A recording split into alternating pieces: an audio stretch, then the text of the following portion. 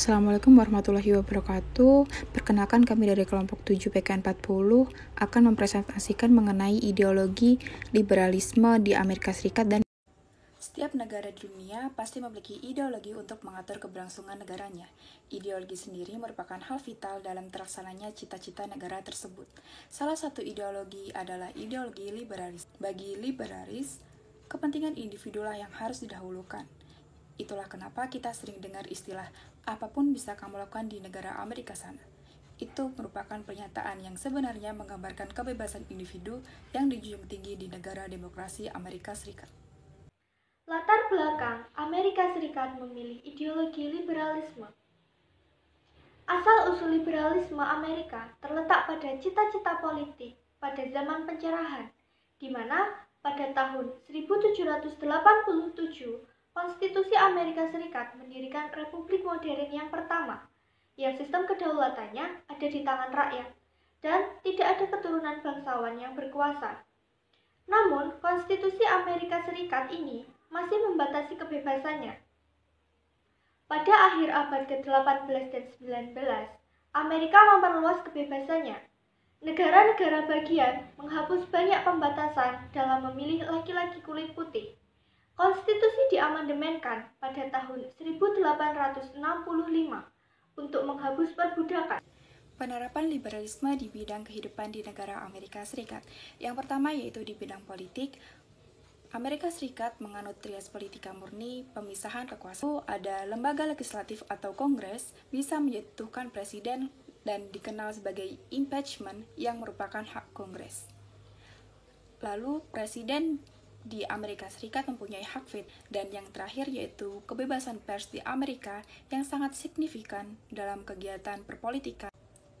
Yang kedua yaitu di bidang sosial budaya. Sebagai salah satu negara multikultural, kebudayaan Amerika Serikat pun memiliki keberagaman karena masyarakat yang beragam dari segala macam suku, ras, agama, dan warna kulit.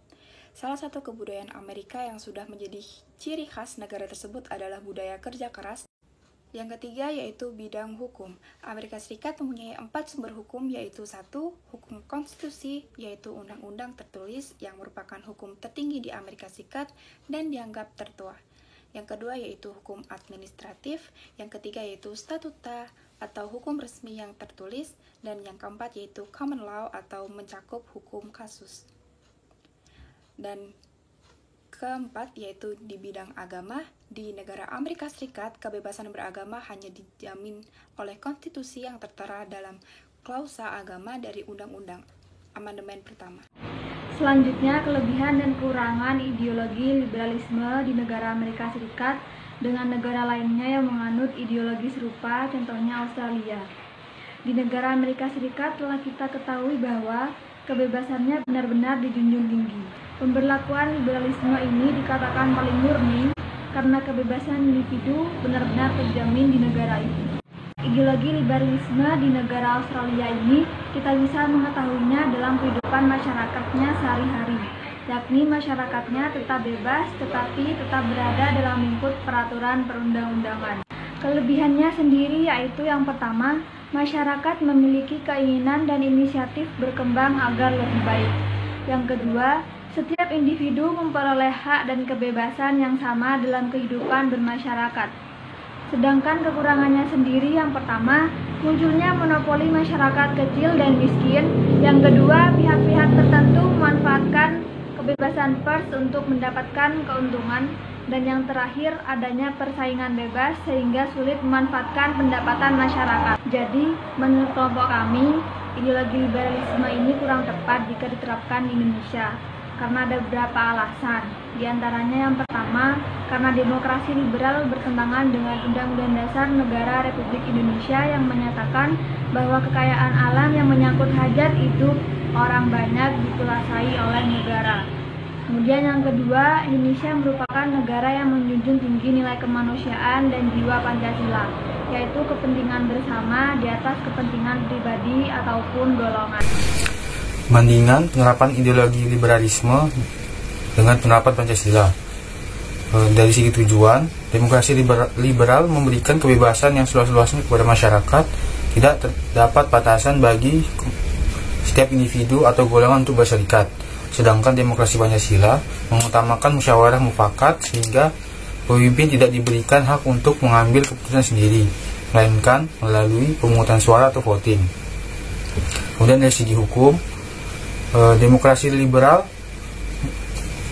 warga negara memiliki kebebasan luas dalam melakukan segala hal atau segala sesuatu tanpa melakukan pelanggaran hukum.